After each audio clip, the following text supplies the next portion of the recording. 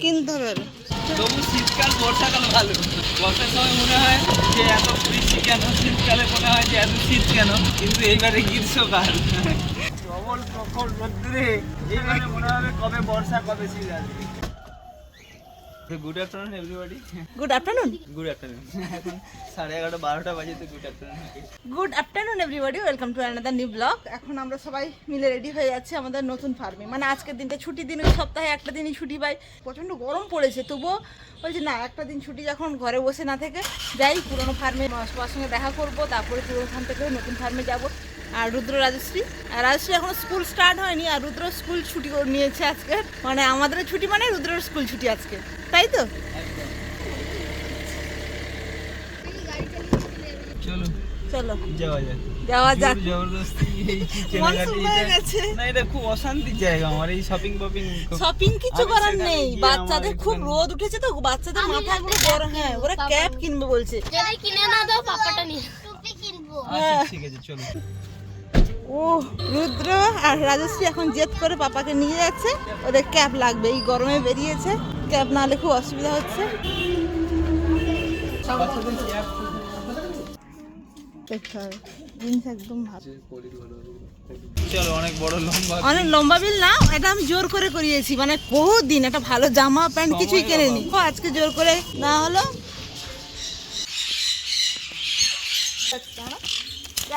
আর এই পাকা ওরা খাবে খুব আনন্দের সঙ্গে। এটা পুতলি সব লাল হয়ে পেকে গেছে, দেখো। পেয়ারাও গাছে ভর্তি হয়ে পেকে আছে, আর কুজিও পেকে গেছে। সাবধানে।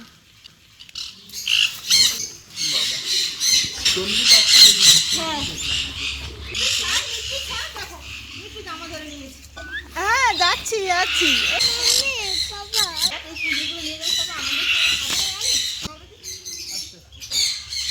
একটা পেয়ারা পড়ে গেছিল।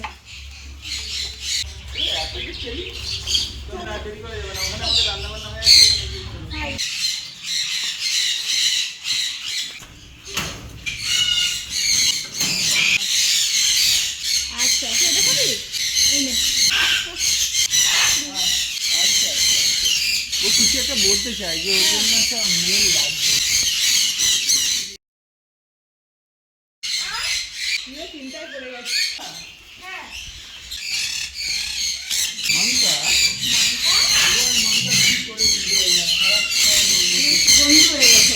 বন্ধু হয়ে গেছে। মানে মাংটাকে ও আর রাখতেই দেয় না। রিও এতক্ষণ পরে চিনতে পেরেছে মাকে। মাংটার লেজ ধরে মাংটার লেজ ভেঙে দিল। একটুখানি না, এই এখন রেগে গেছে, মানে মাংটাকে নেওয়া যাবে না। দেখো, কেউ যদি কামড়াকামড়ি করো তাহলে কিন্তু রেগে যাবে। মাংসা কিছু লাগে না। কেমন টেস্ট, আমি তোদেরকে দেওয়ার আগে নিজে দেখেছি। রিও পাকা কুদরিটা আমার হাত থেকে ছিনিয়ে নিয়ে কি সুন্দর আরাম করে বসে বসে এক সাইডে খাচ্ছে। ভালো লাগছে বাবা। রিও কুদলি পেয়ে যেতে মাকে ভুলে গেছে। আর দেখো মাংকাও, এরা সবাই পাকা কুদলি পছন্দ করে।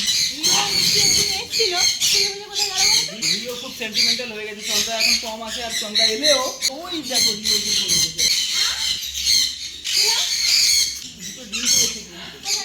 ওই যে বক্সের ভিতরে না, ও সিঙ্গেল এমনি ওই দুটো ফাটাইতে হবে না, তো এমনি চলে যাবে। রিও একবার গুরুতর অসুস্থ হয়ে পড়েছিল, মানে চন্দ্রা ঠিক টাইমে সঠিকভাবে ওকে জাজ না করে যদি মেডিসিন ট্রিটমেন্ট না করতো তাহলে বোধহয় আমাদের হারিয়ে ফেলতে হতো। ওই জন্য ওর সাথে একটু আলাদা অ্যাটাচমেন্ট আছে। ও না, ও আসবে না, ও আসবে না, মৃত্যু আসবে না। মৃত্যু মানে চন্দ্রার কাছে ও বসলে ওকে দিয়ে তাড়াতাড়ি করতে। তুমি দুটো ডিম পেরেছো? আচ্ছা আচ্ছা আচ্ছা আচ্ছা, ঠিক আছে। আচ্ছা, এই ডিমগুলো একবার দেখিয়ে দিও। তুমি ওকে খাওয়াও, নাহলে ও আমাকে দেখাতে দেবে না। কি হলো? তাড়াচ্ছি যদি মৃত্যু চায় না যে তোমার কাছে কেউ আসুক, এই তো আবার চলে এসছি। যাও তুমি এবার তোমার ডিমের কাছে চলে যাও তো। না, ওদিকে ডিম আছে না। ওরে, এ তো ইয়ের ফেদার তুলে নিয়েছি। ও ওর ভয়ে আসতে পারে না। তুমি এত রেগে গেছো, তোমার ডিম কই? ডিমে তা দিতে হবে তো। ওই ওই তুই চলে যা তোকে কামড়ে দেবে। এখানে এখন ডিম আছে তো, অ্যাকচুয়ালি একে সেপারেট কেজে করে তাড়াতাড়ি করে এর জন্য একটা সঠিক নেল কিনে দিতে হবে আমাদেরকে। তুমি আবার অন্য কারোর উপর রেখে আমাকে কামড়ে দিও না জানো। আর এর বাইটিং পাওয়ার খুব স্ট্রং, কেউ যাবে না তোমার বক্সে।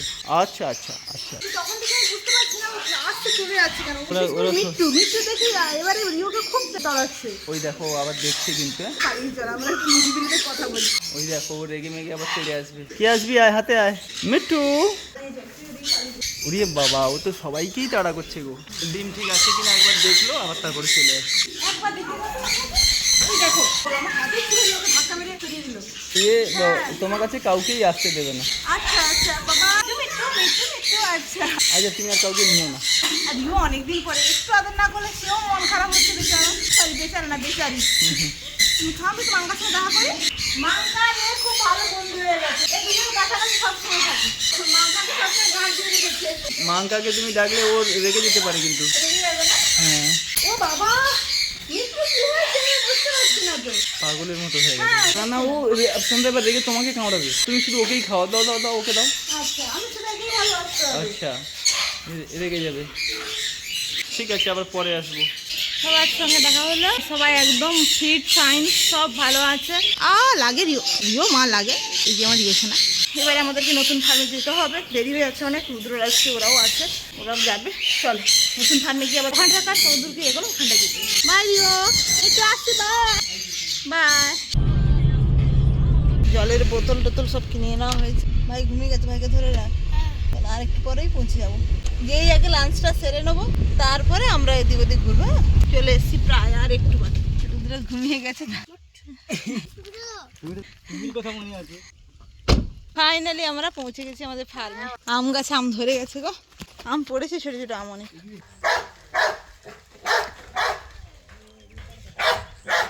কাজ হচ্ছে ওই জন্য এদেরকে এখানটায় রাখা আছে, মেলে এরা। রুদ্রা কি দেখছো? পাখির পালক কুড়ি পেয়েছো? ওখান থেকে কি পেলে, কি করে, কি পাখির পালক ওটা? কি গো? হ্যাঁ, সাবধানে নামো।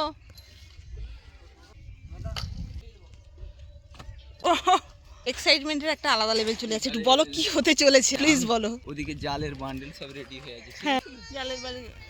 এক্সাইটমেন্ট লেভেল মানে এমন কিছু ব্যাপার না, এটা তো বহুত দিনের পরিকল্পনা ছিল আমাদের যে এরকম একটা হাইটে এরকম হবে, আর সেই করে আমাদের রুম হবে। ঘরের ভেতরে থেকেই স্লাইডিং উইন্ডোটা খুললে যেন সমস্ত পাখি আমাদের রুমের মধ্যে আসতে পারে। ঘুম থেকে ওঠার পরে জানলাটা খোলা থাকলে যেন এসে ওদের মানে ডাকেই আমাদের ঘুম ভাঙে। ডাকে মানে পাশে থাকলে ডাকে, চিৎকারের চোটে এমনিতেই ঘুম ভেঙে যাবে, কিন্তু পাশে এসে একদম বিছানায় পড়ে বসে যেন চোখটা খুললে যেন ওদেরকেই দেখতে পাই। এনভায়রনমেন্ট তৈরি হচ্ছে। এটার সেকেন্ড ফ্লোর হবে। সেকেন্ড ফ্লোরটা ওইটা একটা রুম সেই কোণে নিজের জন্য রেখে দেবো। পুরো ওপরটা সেপারেট সব ব্রিডিং কেজ হবে। আর বাকি এই যে স্ট্রাকচারটা, ওই যে হাইট, ওই যে টপ হাইট হবে, ওখান থেকে এরকম মানে সেট হয়ে ওই যে জাল আছে রেডি হয়ে যাবে।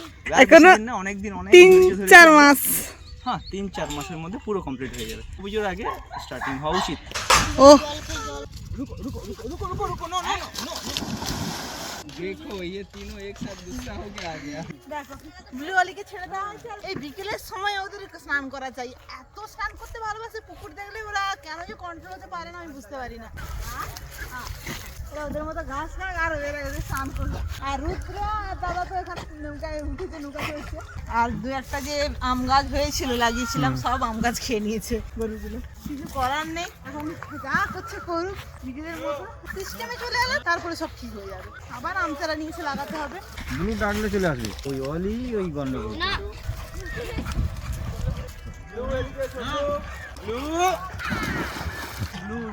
চেষ্টা করেছি ওকে উপরে তুলে আনতে, কিন্তু অলিটা এত বদমাইশ। এটা ট্রিটটা কই? উপরে আসলেই ট্রিটটা দেবো, আর না হলে দেবো না। আরে ভিজিয়ে দিস না সন্ধ্যেবেলা, তোরা নিজে ভিজেছিস বলে আমাদেরকে সবাইকে ভিজিয়ে ছাড়ছে। ব্লু কি করছিস ব্লু? ওরা তিনজনে মিলে কি করছে দেখো, সিনটা দেখছো? ব্লুকে এখানে ট্রিট দেওয়া হয়েছে। হ্যালো, কি আনন্দ। যদি যাস ট্রিট আমি সঙ্গে সঙ্গে নিয়ে নেবো। ট্রিট গুছিয়ে রেখেছে, মানে এটা চিবাবে পরে না। না না, ব্লুকে কিছু বলিস না, এরা বোঝে সব কিছু জানো। দেখো অলি চাইছে না, একটাই ট্রিট ছিল, যে আগে উঠেছে সে পাবে। আর সে কইলো তুমি ট্রিট পাবে। অলি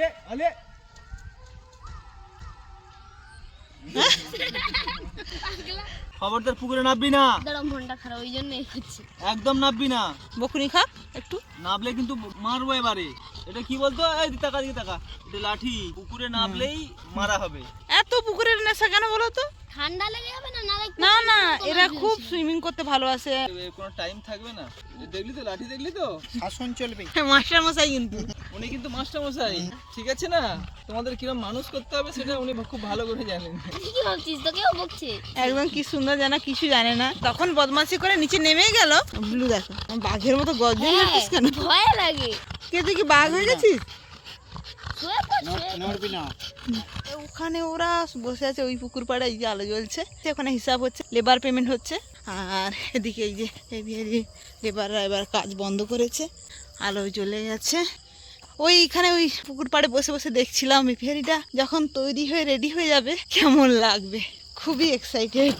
এই যে এইটা হচ্ছে আমাদের এভিয়ারির গেট। সপ্তাহে একটা দিন ছুটি পাই তো, সকাল থেকে, তাও পুরোপুরি ছুটি না, সকাল থেকে তবুও একটু কাজ টাজগুলো থাকে, টুকটাক অফিসের কাজগুলো থাকে, সেইগুলো মিটিয়ে দিয়ে তারপরে ভাইকে সব কিছু বুঝিয়ে দিয়ে আস্তে আস্তে তবু সেই দুপুর 12টা 12:30 বেজে যায়। হাঁসগুলো এদের ঘরে ঢুকে গেছে সন্ধে হওয়ার সঙ্গে সঙ্গে, একা একা ঢুকে যায়। গরুগুলো গোয়ালে ঢুকে গেছে। ব্ল্যাক সোয়ানটা কোথায়? আজকে ব্ল্যাক সোয়ানটাকে দেখতে পেলাম না। ব্ল্যাক সোয়ানটা কোথায় কৃষ্ণ? ও ঘরে আছে, বেরোয়নি? না না, তাকে ঘরে ঢুকে দেবে, কটা সে। কটাস আছে না? ও বেরোয়? হ্যাঁ বেরোয়, আবার সন্ধ্যা হলে একা গিয়ে ঢুকে যায়। ও একা গিয়ে ঢুকে যায়? হ্যাঁ। শুধু দরজাটা কি বন্ধ করে দিতে হয় না? আর এদেরও দরজা বন্ধ করে দিতে হবে তো। আচ্ছা, কৃষ্ণ গাড়িটা মুছে দিচ্ছে। সকাল থেকে তো একটু বেরোতে দেরি হলো, তারপরে পুরোনো ফার্মে ওদের সঙ্গে রিও মাঙ্কা এদের সঙ্গে দেখা হলো। নতুন ফার্মে আস্তে আস্তে তো বেলা গড়িয়ে গেছিল, তারপরে এখানে লাঞ্চটা সারার পরে রুদ্ররা আসছে, এরাও একটু ঘুরে নিল। আর ইভিয়ারির কাজটা দারুণ চলছে। ইভিয়ারিটা তৈরি হয়ে কি রূপ নেবে এটা দেখার জন্য আমিও খুব এক্সাইটেড, আপনাদের মতো। আবার ঘরে আছে, তাড়াতাড়ি ফিরতে হবে, দেখা সন্দেহ হয়ে গেছে। ওদিকে ও লেবারটা পেমেন্ট করছে, এগুলোই আমরা বেরিয়ে যাব। আর ওদিকে ছোট একটা গ্রে প্যারটের বেবি আছে ঘরে, ওকে গিয়ে হ্যান্ডফিট দিতে হবে। দুপুরটা কোনো রকম ম্যানেজ করে নেয়, দোকানের স্টাফরা থাকে বা গণেশ থাকে, ও হ্যান্ডফিট দিয়ে দেয়। রাতে নিজেকে ভালো করে চেক করে ওকে হ্যান্ডফিটটা দিতে হবে। তো আজকে ব্লগটা এখানে শেষ করবো। ভালো লাগলে লাইক করবেন, আর চ্যানেল নতুন হলে চ্যানেলটাকে সাবস্ক্রাইব করবেন। দেখা হচ্ছে একটা নতুন ব্লগে, আজকের মতো টাটা।